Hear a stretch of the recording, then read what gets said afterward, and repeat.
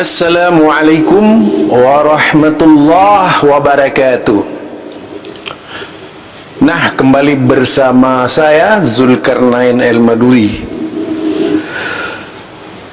Kebetulan saya menjelajahi dunia WhatsApp dari grup ke grup, terutama grup anti-Wahabi. Biasanya selalu menyandingkan antara dua kelompok Wahabi, kelompok Aswaja.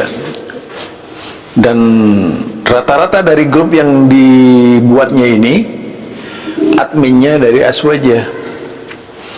Beberapa orang yang dituduh Wahabi tadi tertuduh Wahabi dimasukkan ke dalam grup, lalu dikerjain bersama-sama.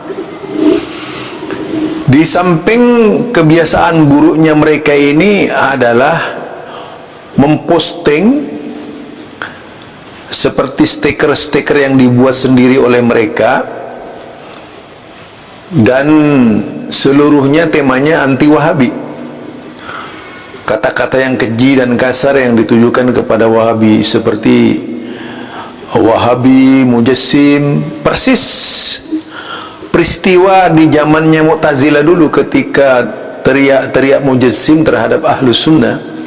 Ternyata Mu'tazilah yang sekarang ini tidak, ngakunya Aswaja, karena dari tipenya sama. Mu'tazilah zaman dahulu dengan Aswaja zaman sekarang itu sama, yaitu sama-sama melontarkan perkataan Mujassim. Artinya adalah hamba-hamba Allah yang memposisikan Allah berjisim seperti layaknya manusia. Walaupun itu hanya kesimpulan mereka, karena mereka seluruhnya itu dari grup Aswaja ke grup Aswaja, seluruhnya didoktrin anti-Wahabi, didoktrin anti ajaran-ajaran Wahabi. Jadi tidak heran kalau misalnya di YouTube ada sejumlah kelompok anti-Wahabi, mereka menjadi cyber army anti-Wahabi. Bahkan juga netizennya yang diciptakan khusus anti-Wahabi biasanya melacak berbagai macam video yang ditayangkan di YouTube yang diposting oleh mereka yang dituduh Wahabi. Itu akan menjadi sasaran kelompok-kelompok anti-Wahabi ini yang biasanya selalu berbicara anti toleran, padahal mereka lah yang sebenar-benarnya makhluk yang intoleransi. Jadi intoleran ini muncul dalam berbagai wajah dan bentuk yang bertujuan mengganyang Wahabi. Mereka itu mencari celah-celah bagaimana supaya Wahabi itu dilarang di Indonesia. Jadi mereka ingin menciptakan hukum, dasar-dasarnya menggunakan pijakan-pijakan pemahaman agama mereka yang memandang bahwa selain mereka itu salah, yaitu yang dikenal dengan Wahabi tadi. Pokoknya bagaimana kalau bisa memposisikan mereka yang dituduh Wahabi itu tidak Islam, mereka yang kuburion ini dan memuja-muja kuburan itu paling Islam. Jadi persoalannya itu kan ternyata karena tradisi yang dikembangkan oleh mereka yang dituduh Wahabi tidak sebagaimana tradisi mereka. Pada akhirnya semua orang yang tidak setuju dengan tradisi mereka ini, kebudayaan mereka, disebut Wahabi dan diganyang serta dikafir-kafirkan. Nanti lihat sambil Anda baca dari sekian banyak stiker di WhatsApp yang juga saya sampaikan di grup ini, yaitu pernyataan-pernyataan mereka, tulisan-tulisan mereka, artikel-artikel mereka, semua ditujukan kepada Wahabi. Ada kebersamaan yang sangat luar biasa. dari Madura sampai ke Aceh, dari timur sampai ke barat, dari selatan sampai ke utara, seluruhnya dibuat anti Wahabi. Itu seluruhnya dibuat anti Wahabi oleh mereka. Ini tujuan, sebenarnya ini sebuah revolusi. Revolusi mereka berusaha, yaitu menutup akses kelompok yang tak sepaham dengan mereka. Sangat politis sekali. Bukan karena Wahabi itu dianggap sesat, tidak. Mereka itu tahu kalau Wahabi itu tidak sesat, tapi karena mereka kalah tanding dalam percaturan dunia, sehingga anak buahnya di seluruh dunia itu ngamuk. Kelompok sufi, kelompok toriko, semuanya pasti maki-maki Wahabi. Jadi ada, mereka ini bersatu, imamnya Syiah, makmumnya sufi, kaum toriko, kalangan filsafat. Biasanya mereka tidak henti-hentinya akan memancung kepalanya orang-orang Wahabi, seolah-olah seperti itu. Inilah sebenarnya yang bisa menimbulkan kegalauan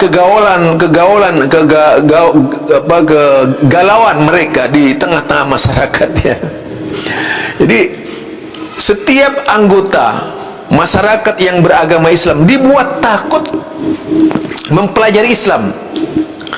Jadi setiap anggota didoktrin tentang Arab, perubahan-perubahan di Arab didoktrin dan sebagainya. Jadi yang disebut Islam versi mereka ini adalah Islam yang ada di Indonesia, yang dipahami oleh mereka, dan keyakinan yang dianut oleh mereka.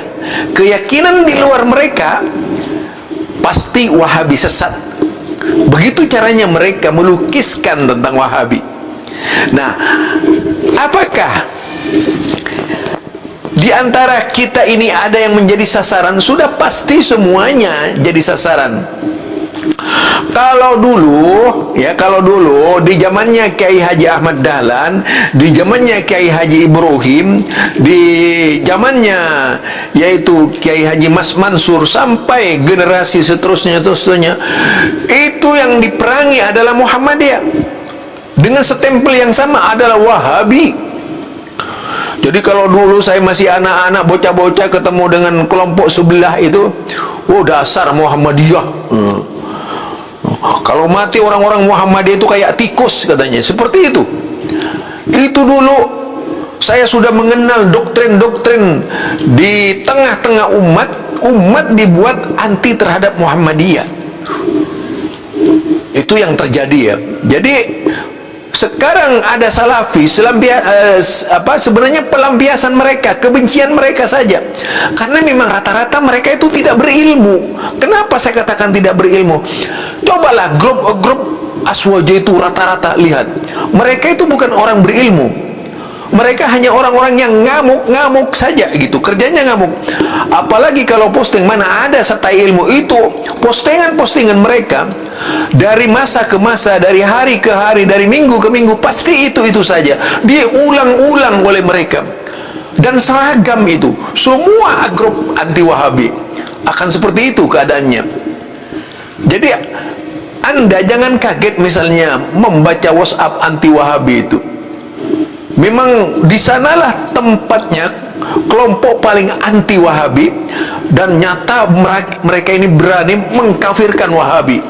Dulu kan Wahabi yang dituduh takfiri, ternyata mereka itu paling takfiri. Coba bayangkan satu bukti, ya. Ini satu bukti saja. Kalau dia tidak menganggap takfiri, apa mungkin mereka itu ngamuk-ngamuk ke pengajian Wahabi? Tidak mungkin. Karena bahkan dianggap najis, lebih jahat dari Islam Jamaah dan sebagainya. Karena memang sudah dirubah. Mereka ini kebanyakan seperti robot. Bagaimana robot? Robot itu kan tidak punya otak, dikendalikan oleh remote control.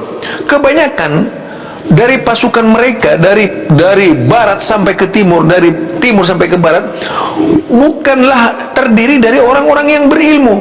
Cobalah postingannya, lihat mana ada postingan mereka itu yang tidak sama. Itu sama semua postingan. Dan yang menjadi sasaran itu pasti Wahabi. Entah apakah itu imamnya yang bernama Syiah, Rafidah, Rafidi dan sebagainya, sampai kepada kelompok Sufi, sampai kepada kelompok Toriko, sampai kepada kelompok mantik. Itu biasanya logika mereka ketika terganggu, pasti yang dijadikan sasaran oleh mereka adalah Wahabi. Ini saja. Jadi bagaimana cara menyadarkan mereka? Mereka itu takut dengan pembicaraan ilmiah. Kalaupun ada pembicaraan ilmiah, oleh mereka itu dibolak-balik dengan berbagai macam cara. Karena memang mereka tidak bisa menjawab secara ilmiah. Rata-rata menjadi robot dari sebuah kekuatan besar yang ada di Indonesia. Ini saja dari saya, Zulkarnain Al-Maduri. Subhanakallahumma wa bihamdika asyhadu an la ilaha illa anta astaghfiruka wa atubu ilaik. Assalamualaikum warahmatullahi wabarakatuh.